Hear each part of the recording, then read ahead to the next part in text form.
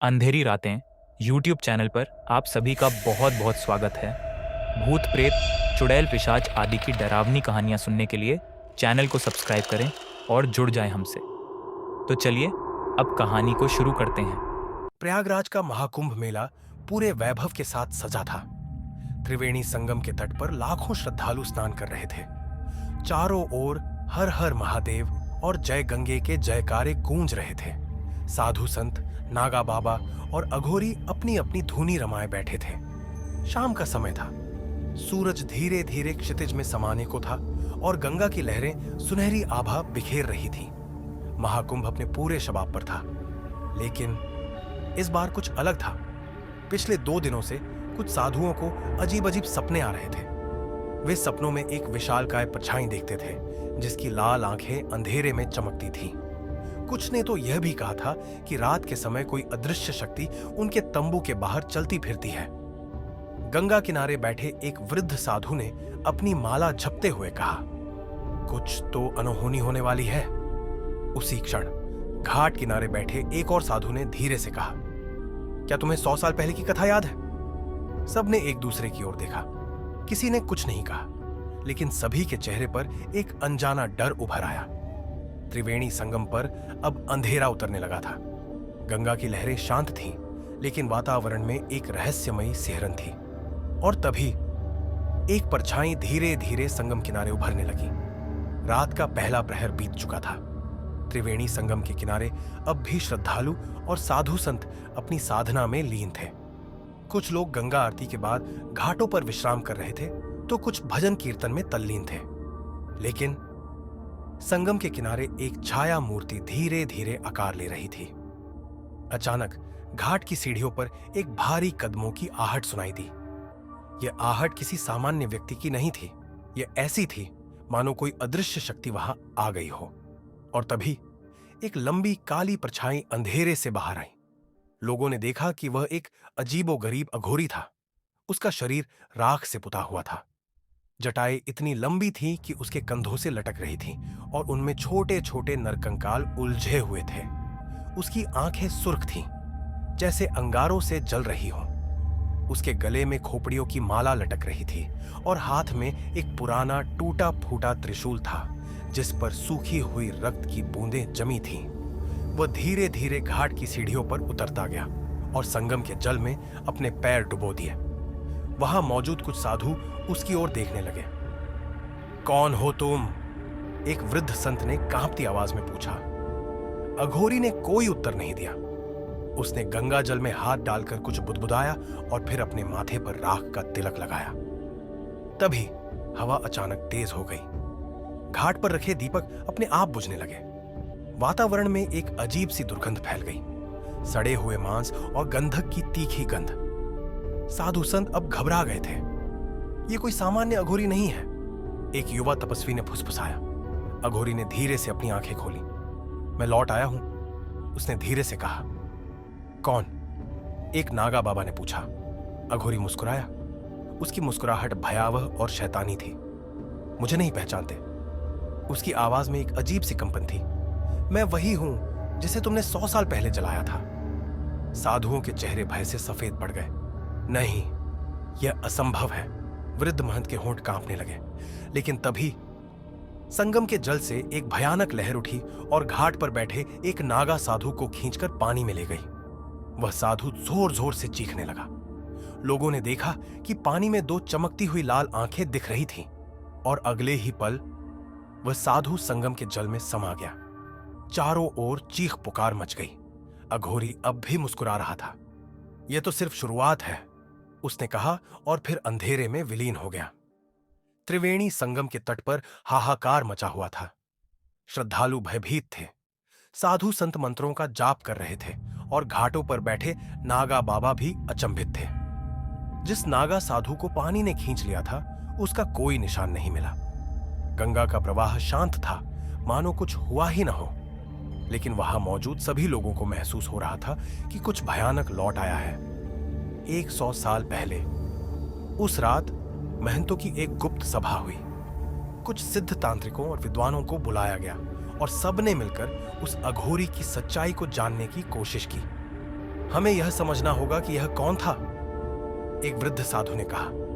तभी एक अति वृद्ध महंत जो 120 वर्ष से अधिक आयु के थे ने अपनी आंखें खोली। यह वही है, उन्होंने धीमी आवाज में कहा। कौन? वृद्ध महंत की आंखों में गहरी पीड़ा थी। अघोरानंद? सभी तांत्रिक सन्न रह गए। अघोरानंद कौन था? 100 साल पहले इसी महाकुंभ में प्रयागराज में एक अघोरी आया था। उसका नाम था अघोरानंद। वह कोई साधारण साधु नहीं था। उसे तंत्र विद्या में अद्भुत ज्ञान प्राप्त था। कहा जाता था कि वह मृतकों से बात कर सकता था, आत्माओं को बुला सकता था और यहां तक कि श्मशान में भी साधना करता था। लेकिन उसकी तंत्र साधना धीरे धीरे विनाशकारी होती जा रही थी। लोगों का कहना था कि वह रात को गंगा किनारे जलती चिताओं के पास बैठता था और वहां से आत्माएं बुलाता था। कुछ ने तो यह भी कहा कि वह अमृतत्व की साधना कर रहा था, लेकिन उसकी सिद्धियां अराजक होने लगी। महाकुंभ में रहस्यमयी तरीके से लोग गायब होने लगे। भयानक अनुष्ठान। एक दिन कुछ साधुओं ने अघोरानंद को एक भयानक अनुष्ठान करते देखा। वह एक शव को जीवित करने की कोशिश कर रहा था। उसके चारों ओर रक्त रंजित हड्डियां, खोपड़ियां और राख बिखरी थी। एम काल भैरवाय नमः, जीवो जीवो, वह लगातार मंत्रोच्चारण कर रहा था। साधुओं ने भयभीत होकर यह सब देखा, लेकिन जब वे उसे रोकने पहुंचे तो अघोरानंद ने एक उग्र तांत्रिक शक्ति से उन्हें पीछे धकेल दिया। अब उसे रोकना जरूरी था। महंतों और नागा बाबाओं ने मिलकर उसे रोका। त्रिवेणी संगम पर एक विशाल हवन किया गया और उसकी तंत्र साधना को तोड़ा गया। त्रिवेणी संगम पर एक विशाल हवन किया गया और उसकी तंत्र साधना को तोड़ा गया। तू इस पवित्र महाकुंभ को अपवित्र कर रहा है, एक सिद्ध महायोगी ने कहा। लेकिन अघोरानंद हंसा। मुझे कोई नहीं रोक सकता।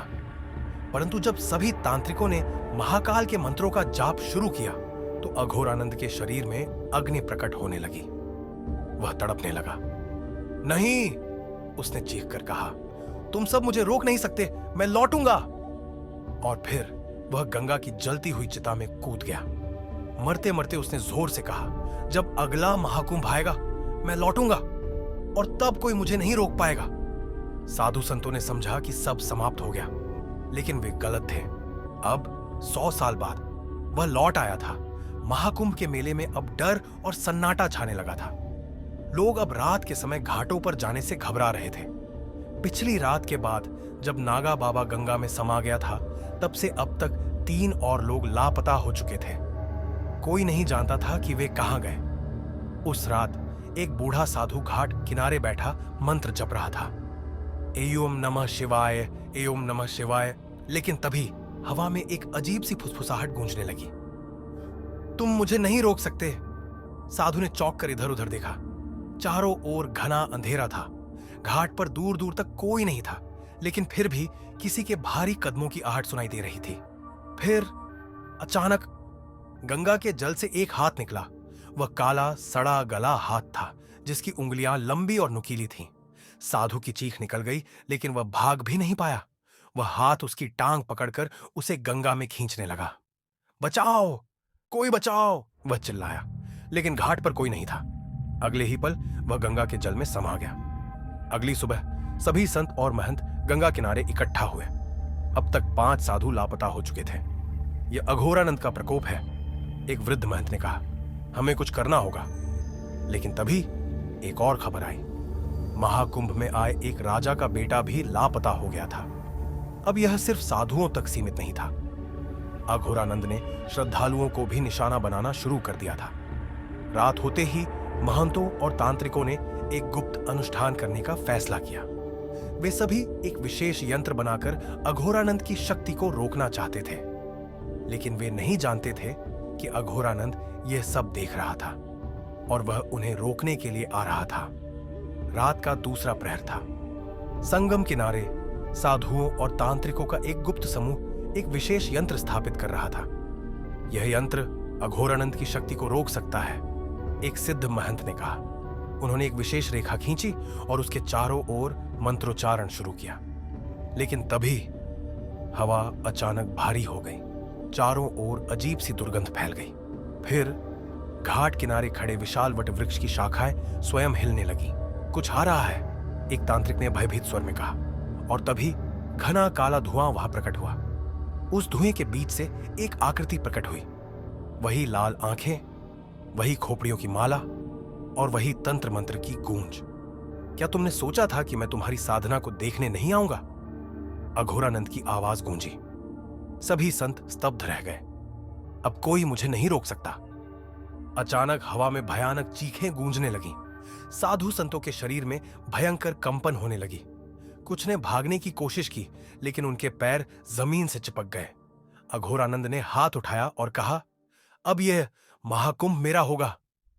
अचानक गंगा के जल से सैकड़ों कंकाल बाहर निकल आए। वे चलते हुए घाट की ओर बढ़ने लगे। श्रद्धालु भय से चिल्लाने लगे, भागो, भूत प्रेत आ गए। लेकिन कोई भाग नहीं सका। कंकालों ने लोगों को पकड़कर गंगा में खींचना शुरू कर दिया। संतों का यंत्र टूटने लगा। हमें यह अनुष्ठान पूरा करना ही होगा, एक महंत चिल्लाया। लेकिन तब तक अघोरानंद ने अपनी शक्तियों से एक बड़े तांत्रिक को जला दिया। अब कोई नहीं बचेगा, उसने शैतानी हंसी हंसते हुए कहा। महाकुंभ अब एक रक्त स्नान में बदल रहा था। गंगा किनारे चीख पुकार मची थी।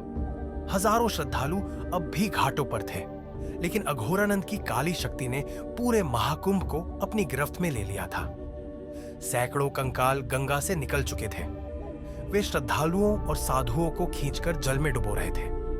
महाकुंभ के सबसे प्राचीन और सिद्ध संत महायोगी रुद्रनाथ अब भी अपने स्थान पर बैठे थे। उनके चारों ओर जलती हुई अग्नि का घेरा था और वे महाकाल का मंत्र जप रहे थे। एयूएम ह्रीं महाकालाय नमः। उनके सामने एक पुरानी तांत्रिक पोथी रखी थी। ये पोथी ही हमें बचा सकती है, उन्होंने कहा। लेकिन तभी अघोरानंद हवा में प्रकट हुआ। तुम मुझे रोक नहीं सकते। उसने हाथ उठाया और चारों ओर भयावह आग फैल गई। कुछ संत आग की लपटों में गिर गए और वहीं भस्म हो गए। लेकिन तभी महायोगी रुद्रनाथ ने गंगा से एक लोटा जल उठाया। उन्होंने वह जल अघोरानंद की ओर उछाल दिया। जैसे ही जल अघोरानंद के शरीर पर गिरा, वह तड़प उठा। नहीं, यह असंभव है। महाकाल की शक्ति को कोई नहीं हरा सकता। अचानक आकाश में एक भयंकर गर्जना हुई और फिर एक विराट काली आकृति गंगा से उठ खड़ी हुई।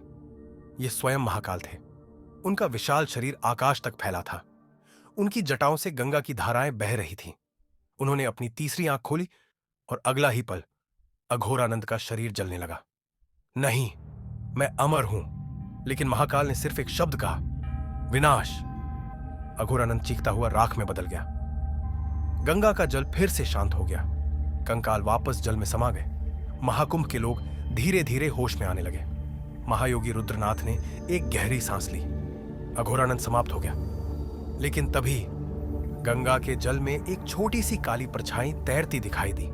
कोई नहीं जानता था कि क्या यह अघोरानंद का अंत था या वह फिर कभी लौटेगा।